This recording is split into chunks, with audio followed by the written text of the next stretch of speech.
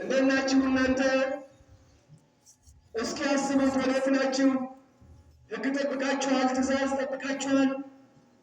ዛሬ ለሞተው የምናለቅስ ሰዎች ስለ ራሳችን እንድናለቅስ ያስፈልጋል። ወደ ንስሐ እንድንመለስ፣ ወደ ርኅራኄ እንድንመለስ፣ ወደ ደግነት እንድንመለስ እግዚአብሔር ልጆች ያስፈልጋል። ዛሬ ዓለም በሙሉ እንደ ደርሶ በተለጠበጠበት ሰዓት ወደ እግዚአብሔር መጮህ ያስፈልጋል።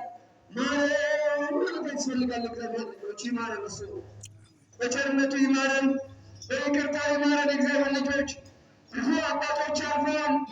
ደጋግ ሰዎችን ተከትለው እና አብርሃምን እና ይስሐቅን እና ያዕቆብን እና ርብቃን ተከትለው እና ስንት ተከትለው የሄዱ ሰዎች አሉ። እነዛ ሰዎች 700-900 ዓመት የኖሩ ሰዎች አሉ። ካላቸው ፍሪዳ አርደው ከሌላቸው ላይ ከወጭታቸው ዱቄት አምጥተው ቂጣ ጋግረው ግን የተቀበሉ። እኛስ ስንቶቻችን በር ዘግተን ነው የምንመገበው?